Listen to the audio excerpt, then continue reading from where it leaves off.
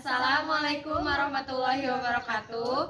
Kami dari kelompok sendiri Siti Nur Fadila. Saya Adilinda Kirana. Saya Silviani Nur Adijah. Kami akan mempresentasikan mengenai asuhan keperawatan pada pasien glaukoma dan sinusitis.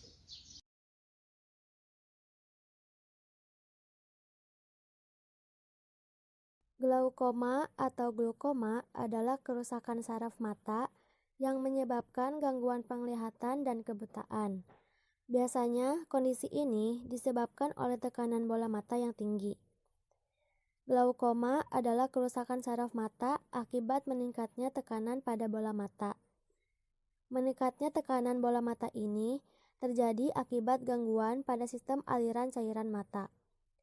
Seseorang yang menderita kondisi ini dapat merasakan gejala berupa gangguan penglihatan, nyeri pada mata, hingga sakit kepala. Di sini juga terdapat jenis glaukoma berdasarkan gangguan yang terjadi pada sistem aliran cairan mata, yaitu yang pertama glaukoma sudut terbuka atau primary open angle glaucoma atau POAG. Glaukoma jenis ini merupakan kondisi yang paling sering terjadi. Pada glaukoma sudut terbuka, saluran pengalir cairan aqueous humor hanya terhambat sebagian karena trabecular meshwork mengalami gangguan. Trabecular meshwork ini adalah organ berupa jaring yang terletak di saluran pengalir cairan aqueous humor. Yang kedua, ada glaukoma sudut tertutup atau primary angle closure glaukoma atau PACG. Pada tipe ini, saluran pengalir cairan aqueous humor tertutup sepenuhnya. Glaukoma sudut tertutup akut atau yang terjadi secara tiba-tiba merupakan kondisi darurat dan membutuhkan penanganan dengan segera.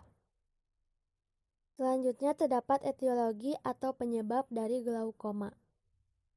Meningkatnya tekanan yang merusak saraf optik merupakan dampak dari penimbunan cairan mata atau aqueous humor yang disebabkan karena terjadinya gangguan pada sistem drainase atau saluran pengaliran cairan mata. Aqueous humor adalah cairan yang berfungsi menjaga bentuk mata, memasok nutrisi, dan membuang kotoran pada mata. Penyebab munculnya gangguan pada sistem drainase itu sendiri belum diketahui secara pasti.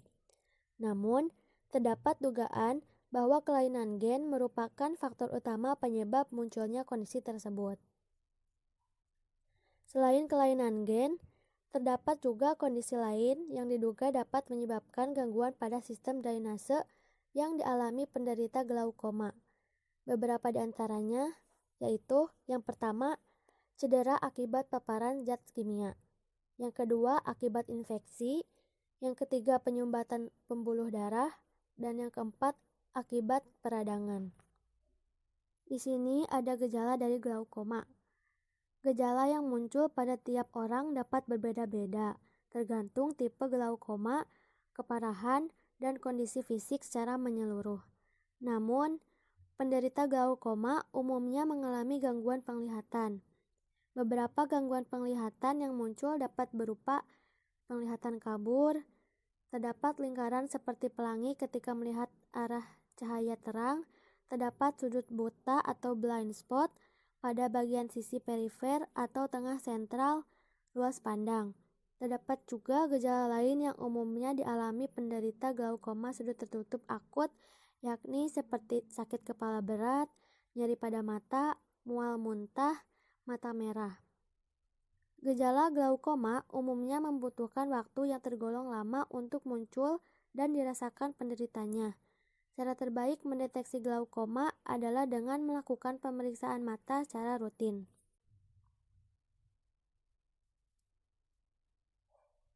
Di sini ada patofisiologi glaukoma.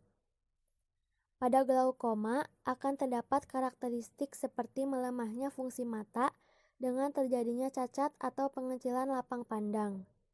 Peningkatan tekanan intraokular atau TIO yang disertai oleh pencekungan diskus optikus dan kerusakan anatomi berupa ekskavasi atau penggaungan serta degenerasi papil saraf optik yang dapat berakhir dengan kebutaan. Pada umumnya, indikator yang digunakan untuk menilai perkembangan glaukoma adalah pemeriksaan TIO, tajam penglihatan, dan perimetri. Kebutaan pada penderita glaukoma terjadi akibat kerusakan saraf optik yang terjadi melalui mekanisme akibat tekanan intraokuler yang tinggi atau adanya iskemia sel akson saraf akibat TIO maupun insufisiensi vaskular yang selanjutnya mempengaruhi progresivitas penyakit.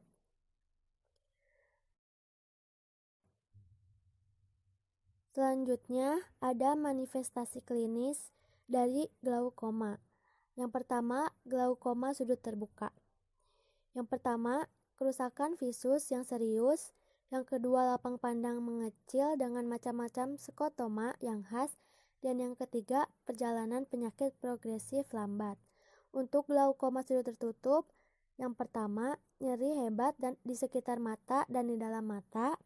Yang kedua, timbulnya pelangi di sekitar mata. Yang ketiga, pandangan kabur. Yang keempat, sakit kepala. Yang keenam, mual muntah. Yang keenam, kedinginan. Dan yang ketujuh, demam. Selanjutnya, terdapat pengobatan pada pasien glaukoma. Belum ada metode yang dapat mengembalikan kerusakan yang telah terjadi pada saraf optik akibat glaukoma. Namun, penanganan yang dilakukan dapat meredakan gejala dan mencegah terjadinya buta total. Dalam menangani glaukoma, terdapat beberapa metode yang dapat digunakan. Seperti yang pertama, pemberian obat tetes, miotik atau obat kolinergik seperti pilokarpin, pemberian prostaglandin seperti latanoprost dan bimatopros, pemberian penghambat beta atau beta blocker seperti timolol dan betazoxolol. Lalu yang kedua, bisa melakukan terapi laser yang terbagi menjadi beberapa jenis. Yang pertama, ada trabekuloplasti, yakni membuka jaringan yang menghambat saluran sehingga pengaliran cairan dapat lebih lancar. Yang kedua, iridotomi, yakni pembuatan lubang kecil pada iris atau selaput pelangi mata agar cairan dapat dikeluarkan dari mata. Yang ketiga, ada cyclofotocoagulation, yakni perusakan beberapa jaringan yang bertugas memproduksi cairan sehingga cairan dapat berkurang. Dan yang ketiga, dapat melakukan operasi. Operasi dilakukan ketika pemberian obat dan terapi laser tidak efektif menangani kondisi. Operasi yang paling umum digunakan untuk menangani glaukoma adalah trabekulektomi. Trabekulektomi merupakan prosedur bedah di mana dokter akan membuang sebagian organ berupa jaring pada saluran cairan aqueous humor agar pengaliran cairan tersebut dapat lebih lancar. Selanjutnya ada pemeriksaan penunjang. Pemeriksaan penunjang yang rutin dilakukan untuk penegakan diagnosis dan penentuan dari derajat dari glaukoma adalah pemeriksaan tonometri, funduskopi, kedalaman COA, gonioskopi, yaitu untuk melihat sudut iridokorneal dan kontak iridotrabekular, dan perimetri untuk melihat progresivitas penurunan lapang pandang. Nah, selanjutnya ada asuhan keperawatan yaitu dengan glukoma. Ada mata normal dan mata dengan glukoma.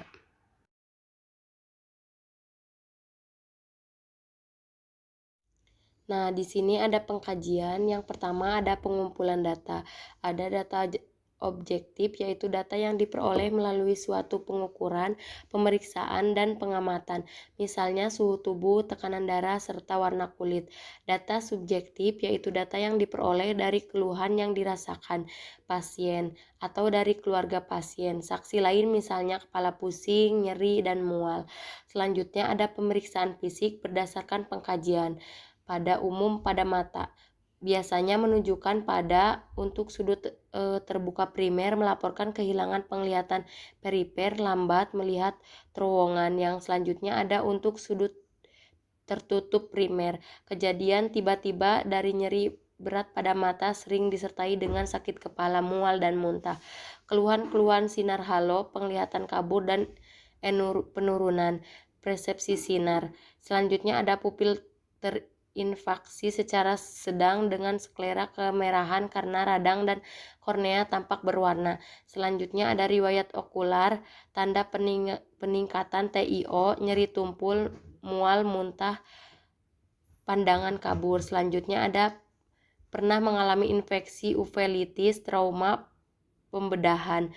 Selanjutnya ada riwayat kesehatan, riwayat penyakit dahulu, sekarang keluarga penggunaan obat jangka lama dan obat antidepresan. Selanjutnya ada riwayat atau adanya faktor-faktor resiko. Nah, yang pertama ada riwayat keluarga positif. Biasanya diyakini berhubungan dengan glukoma, sudut terbuka primer. Yang kedua ada tumor mata, yang ketiga ada hemoragik intrakuler, yang keempat ada inflamasi intrakuler, uveitis, yang kelima ada kontusio mata dari trauma. Selanjutnya ada psikososial, yang dimana ada kemampuan aktivitas, gangguan membaca, resiko jatuh, berkendara. Selanjutnya ada pengkajian umum, dimana ada usia, gejala penyakit sistemik, diabetes mellitus, hipertensi, gangguan kardiovaskuler, dan hipertiroid. Gejala gastrointestinal adalah mual muntah. Selanjutnya ada pengkajian khusus mata, pengukuran TIO dengan tonometer TIO, nyeri tumpul orbital primateri, menunjukkan penurunan luas lapang pandang, gonisoskopi.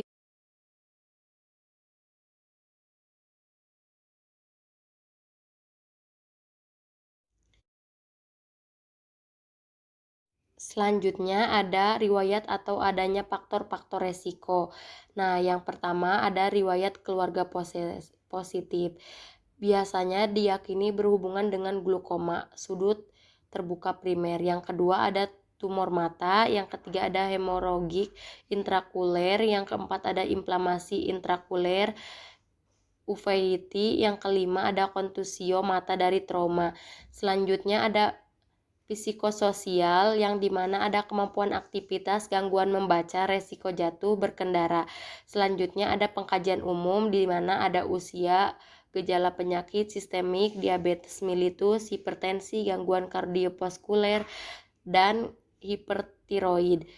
Gejala gastrointestinal adalah mual muntah. Selanjutnya ada pengkajian khusus mata, pengukuran TIO dengan tonometer TIO, nyeri tumpul orbital primateri, menunjukkan penurunan luas lapang pandang, gonisoskopi, menunjukkan sudut mata tertutup atau terbuka. Selanjutnya ada analisa data. Yang pertama, analisa data adalah kemampuan dalam mengembangkan kemampuan berpikir rasional sesuai dengan latar belakang ilmu pengetahuan. Nah, selanjutnya ada diagnosa keperawatan, yang dimana ada diagnosa keperawatan yang mungkin muncul pada kasus glukoma, yaitu ada nyeri akut, resiko tinggi cedera, ada gangguan persepsi sensori penglihatan, yang terakhir ada gangguan citra tubuh dan harga diri rendah. Selanjutnya ada intervensi. Semua tindakan yang dilakukan oleh perawat untuk membantu klien beralih dari status kesehatan saat ini ke status kesehatan yang diuraikan dalam hasil yang diharapkan. Nanda 2015, rencana keperawatan sesuai dengan diagnosa keperawatan menurut Nanda dan Nicknock. Gangguan persepsi sensori penglihatan berhubungan dengan penerimaan gangguan status organ tanda dengan kehilangan lapang pandang progresif. Selanjutnya ada tujuan penggunaan penglihatan yang optimal. Kriteria hasil, yang pertama ada pasien akan berpartisipasi dalam program pengobatan. Selanjutnya ada pasien akan mempertahankan lapang ketajaman penglihatan tanpa kehilangan lebih lanjut. Selanjutnya ada intervensi. Yang pertama ada pastikan derajat tipe kehilangan penglihatan. Yang kedua, dorong mengapresiasikan perasaan tentang kehilangan penglihatan. Selanjutnya ada pemberian tetes mata. Yang keempat ada bantu pasien yang mengalami keterbatasan penglihatan. Yang terakhir ada kolaborasi obat sesuai dengan indikasi. Yang terakhir ada implementasi, yaitu merupakan intervensi dari rencana tindakan untuk mencapai tujuan yang spesifik. Tahap pelaksanaan dimulai melalui setelah rencana tindakan disusun dan ditunjukkan pada nursing orders untuk membantu klien mencapai tujuan yang diharapkan. Oleh karena itu, rencana tindakan yang spesifik dilaksanakan untuk memodifikasi faktor-faktor yang mempengaruhi masalah kesehatan klien. Selanjutnya ada evaluasi. Perencanaan evaluasi membuat kriteria keberhasilan proses dan keberhasilan tindakan keperawatan. Keberhasilan proses dapat dilihat dengan jalan perbandingan antara proses dengan pedoman rencana proses tersebut. Sedangkan keberhasilan tindakan dapat dilihat dengan membandingkan antara tingkat kemandirian pasien dalam kehidupan sehari-hari dan tingkat kemajuan kesehatan pasien dengan tujuan yang telah dirumuskan sebelumnya.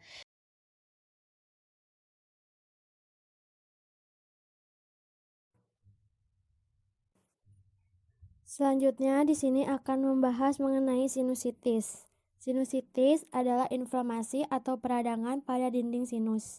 Sinus merupakan rongga kecil yang saling terhubung melalui saluran udara di dalam tulang tengkorak.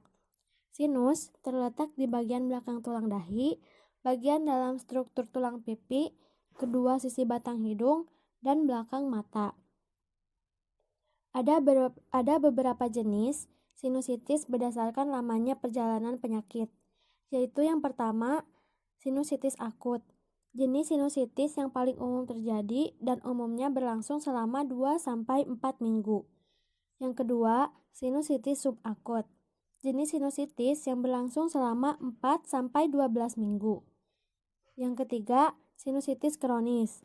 Jenis sinusitis yang berlangsung selama lebih dari 12 minggu dan dapat berlanjut hingga berbulan-bulan atau bahkan bertahun-tahun. Yang keempat, ada sinusitis kambuhan. Jenis sinusitis akut yang terjadi hingga 3 kali atau lebih dalam setahun.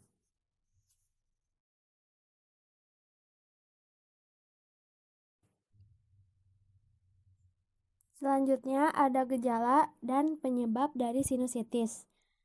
Untuk gejala, ketika mengalami sinusitis, umumnya anak akan rewel, batuk, pilek, atau hidung tersumbat. Sedangkan pada orang dewasa, gejala sinusitis berupa pembengkakan di sekitar mata, nyeri pada bagian wajah, ingus berwarna kuning kehijauan, dan menurunnya fungsi indera penciuman. Sinusitis disebabkan oleh infeksi kuman. Kondisi ini lebih rentan dialami oleh perokok, penderita alergi, atau orang yang sering berenang. Sinusitis juga dapat dipicu oleh kondisi medis tertentu, misalnya polip hidung dan rinitis alergi.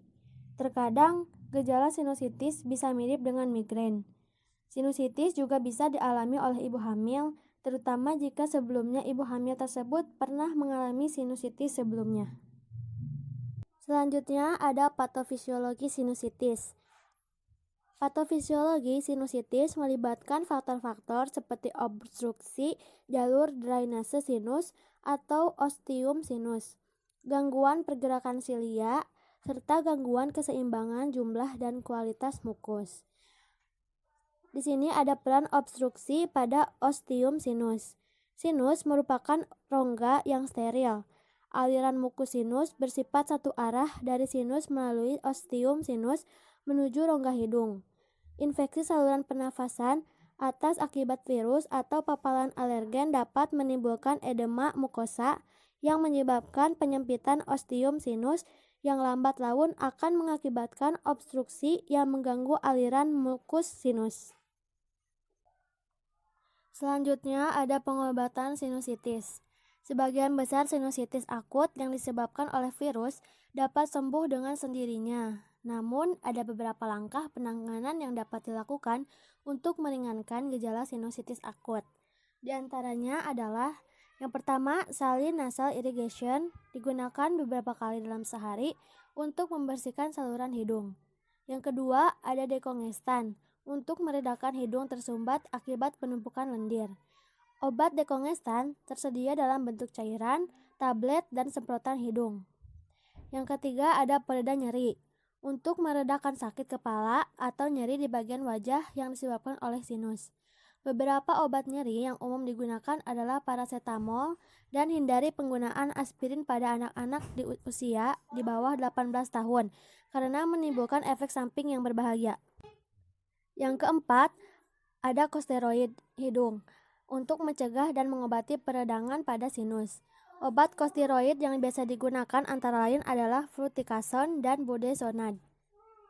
Yang kelima, dengan antibiotik. Umumnya diberikan ketika sinusitis akut disebabkan oleh infeksi bakteri dan gejala yang dirasakan semakin memburuk. Yang keenam, dengan imunoterapi. Diberikan jika sinusitis disebabkan oleh alergi. Terapi ini dilakukan untuk membantu mengurangi reaksi tubuh terhadap alergen. Selanjutnya ada komplikasi. Sinusitis akut yang tidak segera diobati beresiko tinggi berkembang menjadi sinusitis kronis. Jika sinusitis kronis juga tidak segera ditangani dengan baik, maka dapat menyebabkan komplikasi berupa meningitis, gangguan penglihatan, hilangnya indera penciuman, dan infeksi lain. Selanjutnya ada pemeriksaan penunjang dan jenis tes pada pasien sinusitis. Yang pertama dengan tes alergi, endoskopi hidung atau nasoendoskopi, tes pencitraan, CT scan atau MRI, kultur hidung dan sinus, dan tes darah.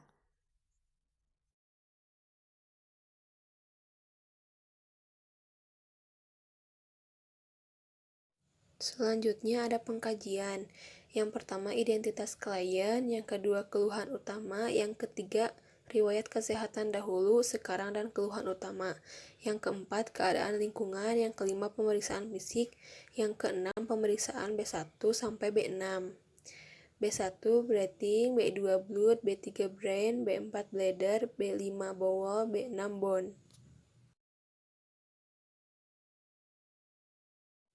Analisa data. Analisa data adalah kemampuan dalam mengembangkan kemampuan berpikir rasional sesuai dengan latar belakang ilmu pengetahuan.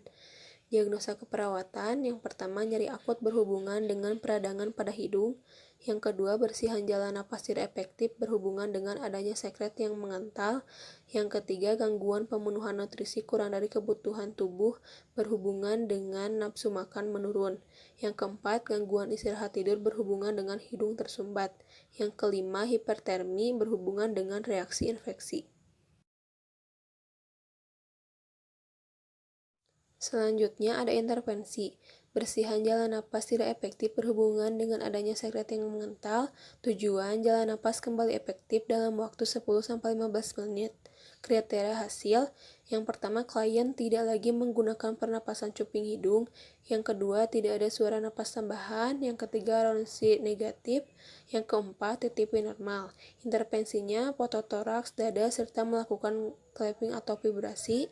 Yang kedua, pemberian nebulizing. Yang ketiga, melakukan tindakan suction. Yang keempat, ajarkan batuk efektif. Yang kelima, observasi TTP. Selanjutnya ada implementasi. Merupakan inisiatif dari rencana tindakan untuk mencapai tujuan yang spesifik. Tahap pelaksanaan dimulai setelah rencana tindakan disusun dan ditujukan pada nursing orders untuk membantu klien mencapai tujuan yang diharapkan. Oleh karena itu, rencana tindakan yang spesifik dilaksanakan untuk memodifikasi faktor-faktor yang mempengaruhi masalah kesehatan klien. Dan yang terakhir ada evaluasi. Perencanaan evaluasi memuat kriteria keberhasilan proses dan keberhasilan tindakan keperawatan. Keberhasilan proses dapat dilihat dengan jalan membandingkan antara proses dengan pedoman atau rencana proses tersebut. Sedangkan keberhasilan tindakan dapat dilihat dengan membandingkan antara tingkat kemandirian pasien dalam kehidupan sehari-hari dan tingkat kemajuan kesehatan pasien dengan tujuan yang telah dirumuskan sebelumnya. Cukup sekian dari kelompok kami, mungkin itu saja yang bisa kami paparkan. Kurang lebihnya mohon maaf. Wassalamualaikum warahmatullahi wabarakatuh.